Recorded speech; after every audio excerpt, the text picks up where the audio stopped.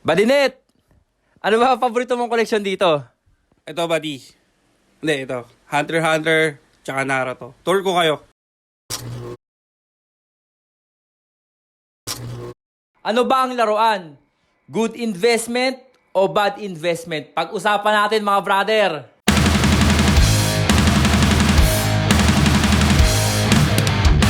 Andito tayo ngayon sa Quezon City.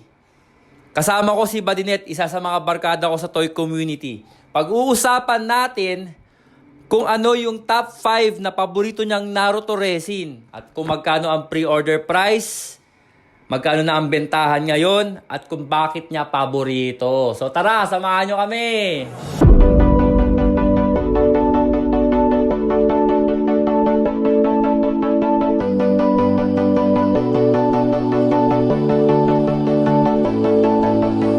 Number 5, resin na paborito ni Badinet. Badinet, ano tong resin na to? Ito yung panglima sa pinaka-favorite ko, yung End of Valley, diorama, laban ni Naruto Sasuke. Ano siya, Badi? Kasi hindi ako palanood ng mga brother, hindi ako palanood ng Naruto. So hindi ko pa nasisimulan si Naruto. Totoong scene ba na nangyari to sa mismong anime? Tapos ano nangyari dito? Ito rin nangyari, huling laban nila, bago sila nagkasundo. Kumbaga, dito yung scene na napabalik niya na si Sasuke. I mean, ito na yung deathmatch nila. Hanggang sa, yun, natapos ni Naruto Shippuden. Ito yun. Bakit mo naging paborito to, Badi? Bakit ito ang number 5 resin natin ngayon? Una-una, ang laki. Ang laki niya. Tapos, very accurate yung diorama niya ni Madara at ni Hashirama. Tapos may waterfalls. Then, ito yung, nung bata sila, si Naruto at Sasuke, dito rin sila naglaban. Then, yung pinakahuli, yung deathmatch nila, ito, dito rin nangyari. Yung bagay, yung dream match nilang laban na pinaka-epic, dito nangyari. Dito naganap sa End of Valley. Parang dito sa Pinas, sa akin hindi ako sure, pero parang ako lang yung meron nito. Ngayon, dito sa Pinas. Yun. Tsaka oo nga, sobrang ganda ng details na sobrang realistic. Tsaka, yun din kasi ang maganda sa mga resin, mga brother. Karamihan ng mga resin na nilalabas, based sa mismong episode nung, kunyari, anime na pinapanood natin nung bata tayo. So, itong resin na to, sobrang accurate niya doon sa mismong episode nung sa anime. Tapos, Buddy, magkano ang pre-order price nito? Actually, hindi siya PO eh. Binili ko siya ng SRP na. SRP. So, nabili ko siya ng set na siya, 50,000. Itong dalawa lang to? Oo, itong dalawa. Then, itong sa diorama is 32. 32. PO price. So, kung i-out mo siya ng set, siguro mga nasa 130K. Narinig nyo naman, kasi yun nga, malamang malaki yung possibility na konti na lang or konti lang yung meron nito sa Pilipinas. Kung hindi man konti, baka may possibility rin na si Badinet na lang yung meron nito. Pero hindi natin sure, diba? Hindi naman natin alam. Pero yun nga, separately, kung bibili yung dalawa, abot ng 50 mil. Tapos, itong diorama, yung may malaking diorama, abot ng mga 32. Pero ngayon, ito ang usapan dyan. Mahirap siya hanapin. Ngayon. Mayroon ka siguro kayo mahanap itong dalawa. Posible nung Badino. May mahanap sila nito. Pero mahirap hanapin yung diorama. Ibig sabihin, kapag magkakasama yung lahat, mas tumataas yung value niya. Kaya most probably, aabot ng 130,000 yung buo. Kasi itong dalawang figure na to, meant talaga siya para dito sa diorama na to. Kumbaga, hindi yan basta-basta nilagay ni Badinet dyan para lang magmukhang maganda yung diorama. Hindi. Para dyan talaga yan. Sa maganda yan. Chume, no, Badino? Chume Studio? Actually, ito, pwedeng fast ang ilagay mo, pwedeng ibang scene. Kasi may patungan. Okay, Pero sa nakita ko nung piniyo ko to, Chumi talaga nakalagay. So mas bagay naman Mas talaga. bagay sa sakto Saktong-sakto talaga. So, ayun pala. So, meron kayong ibang option na para ilagay dito na ibang figure. Pero yun nga, sa scaling, sa akin, sa nakita ko ngayon na personal feel ko mas bagay yung Chumi. Tsaka kasi resin din kasi yung Chumi. So, kung maglalagay ka ng fuzz na PVC, medyo for me, hindi babagay yung texture ng fuzz sa mismong resin. So, medyo hihiwala yung figure sa background. So ito yung number 5 ni Badinit. Meron pa tayong 4 na natitira. So dyan lang kayo, samahan nyo kami.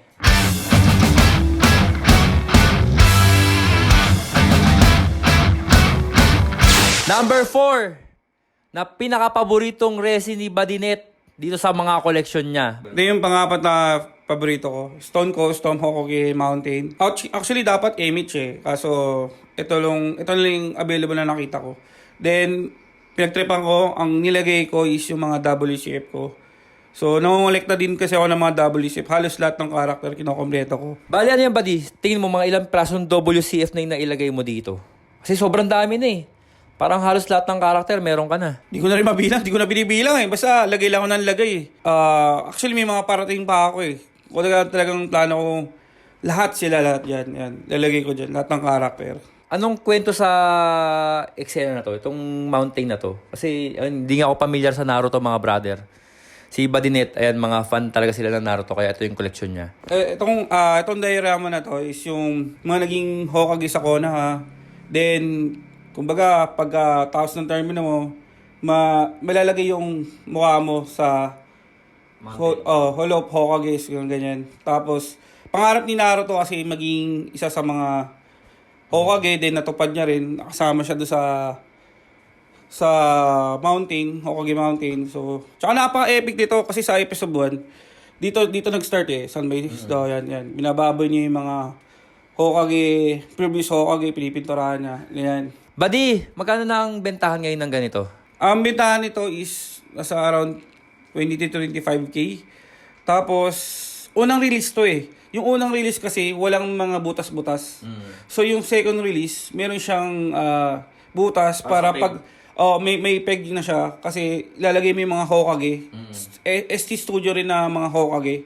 Ang sa akin yung observation yung nilabas tong Hokage Mountain, ginawa siya para dito sa WCF ba to? ST rin to. Ha? ST rin yan. ST may LED pa nga eh. Then meron ata nag-collab sa kanila. Then gumawa sila nung puro na Hokage din. Puro Hokage niya. Ganun ang nangyayari. Pero yung unang labas, para dito talaga. So, ayan, ito yung number 4 ni Badinit. Ibig sabihin, kumbaga binili niya yung diorama, tapos ginawa na lang niya, kumbaga para lang, siyempre tayo mga collector, may kanya-kanya tayong kaligayahan kung paano natin i-display yung mga item natin. So, ginawa na lang ni Buddy, since mahilig siya sa WCF, nilagay niya na maraming WCF yung diorama na to. Yung kinalabasan, maganda rin naman. Kumbaga, kahit hindi mo ilagay yung mismong figure na para dyan, meron pa rin ibang way para mag-display ng maganda pa rin yung kalalabasan. So, ito yung number 4. Tara, doon tayo sa top 3.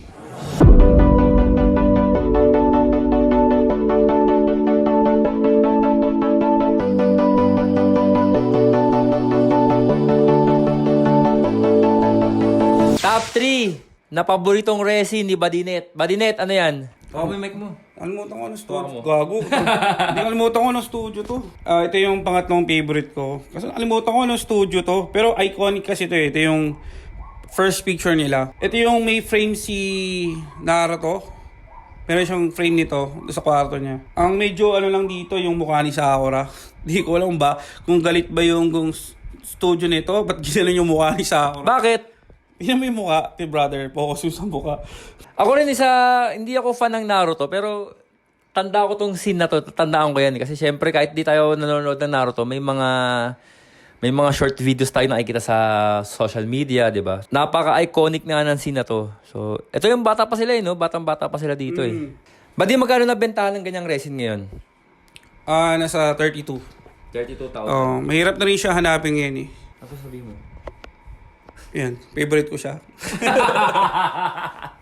Hindi kasi napakaganda nung resin na to. Kumbaga, sobrang simple niya. Kumbaga, compared dun sa mga ibang tinignan natin kanina, yung top 5 ni Badinit, tsaka yung top 4. Napakasimple nito. Pero, ayun nga, kasi isa to sa mga tumatak na eksena doon sa mismo anime na Naruto. Kasi ito yung time na nag-picture sila, tapos sobrang may sentimental value yung picture na yon. Pinost pa ni Naruto sa bahay niya. Nakasabit lang doon. So, ayan.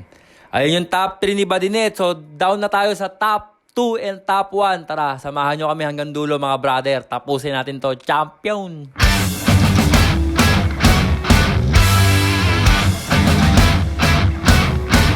Top 2 na paboritong resi ni Badinet. Badinet, ano yung pang top 2 natin? Top 2 ay yung Chume One Last Heartbeat. Isa pa.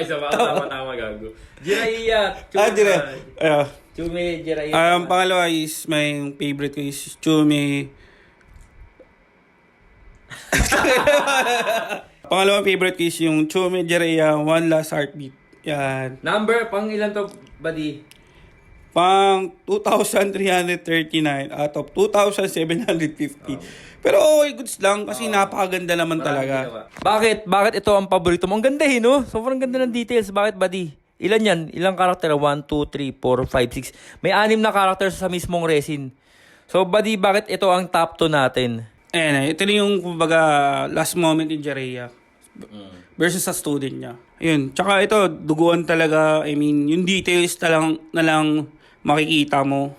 Nung nakita ko siya sa net pa lang, pandemic days, ito yung mga una ng lesson sa akin na resin. Sabi ko, ito talaga, gusto kong magkaroon nito. Magkano mo nabili itong Chume at magkano nabentahan niya ngayon? Nabili ko siya ng 65, then binibenta na siya ng mga 90K. Ganong price range. Kung mapapansin nyo, ang sobrang ganda kasi ng details niya. So, ulitin ko lang, sinabi nga ni Badinet. Katulad nung mga previous resin na chinek natin kanina, sa mismong episode ng Naruto, may scene talaga na ganito na kung saan, ano ba to, pinatay nila si Jiraiya. Sino ba si Jiraiya pala? Si Jiraiya is yung sensei ni Naruto. Yung mentor niya, and then acting nga sa father din sa kanya. So, all in all, umikot yung mundo ni Naruto kay Master Jiraiya. Kumbaga lahat ng nalaman niya dahil kay Master Jiraiya. So, ayun mga brother, ito yung top 2 na paboritong resin ni Badinet. Napakaganda. So, ano kaya yung number 1? Yun ang tanong. Ano yung number 1? Champion!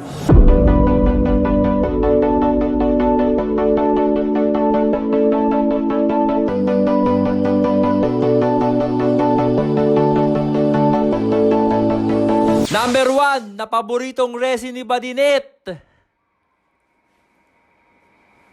Buddy, siguro naman ito yung number 1 mo. Napakalaki.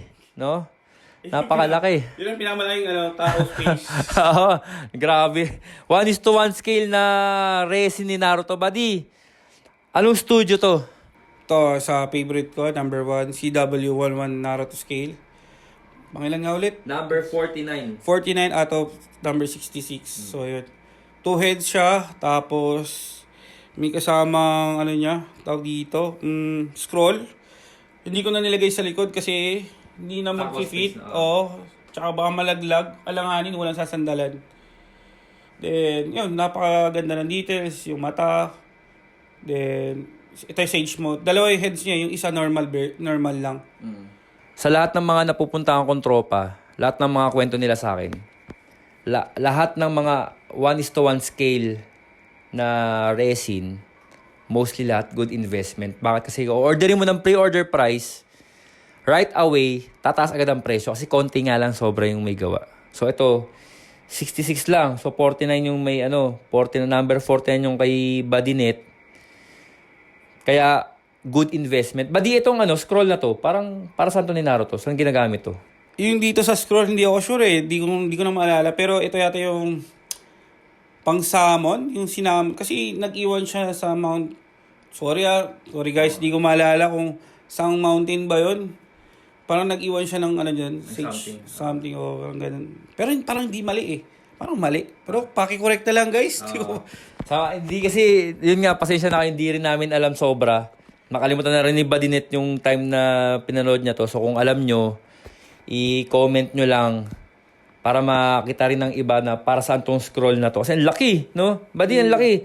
Sa sobrang laki niya, sa sobrang bigat niya, okay lang na itayo siya dito, men. Hindi siya tutumba or whatsoever. Kasi originally, sa likod siya ni Naruto. Dito siya nilalagay.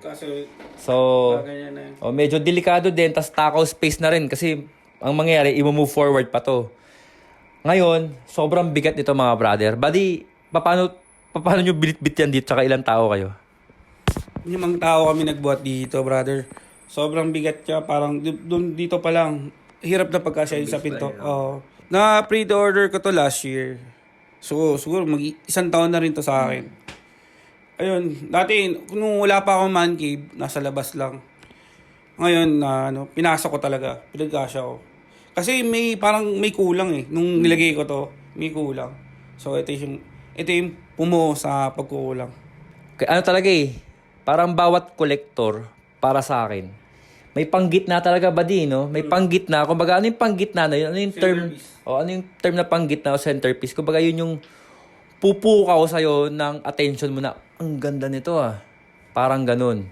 So, ito, para sa akin, sobrang perfect niya na pagpasok mo ng kwarto, nandito siya sa gitna, sasalubungin ka ni Naruto na welcome sa man cave ni Badinet. Ito lahat ng collection nyo, enjoyin nyo. Parang ganun. Sobrang ganda, Buddy.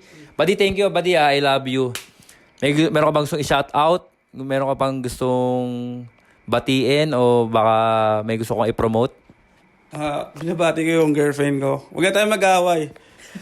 Oo. So, ayun, Jen. Shout out daw, Jen. Sabi ni Badinet. Follow nyo pala ako sa TikTok, guys. Mga Ayun, iyan mo sa kanila. Promote TikTok. Netflix 143. Yeah. TikTok. Nasa magto 2 million likes na rin ako eh. More in toys content. Yeah. Mix. Halo-halo. Medyo may pagkabastos pero goods lang. Makita nyo yun, yung TikTok ni Badinet. Mostly ng mga videos dun, mga unboxing video ng mga resin niya. So, yung mga nandito, halos lahat ng mga collection niya, ginagawa niya na unboxing video, ina-upload niya sa TikTok. So, yun. Shoutout pala sa Resin Gods. Isa sa mga nag-influensya sa akin, sa Lodi. Boss Payos pa do. Payos, wag ka na maoy. Salamat mga brother sa lahat ng mga sumusubaybay sa mga videos tsaka mga vlog ni Panga. Always follow our page, Jonathan's Toy Store. Meron tayong TikTok, YouTube, at tsaka Facebook. Meron din tayo tsaka Instagram. So check out nyo lahat to. Thank you mga brother. Mahal na mahal namin kayo ni Badinet. Champion! Mwah! I love you!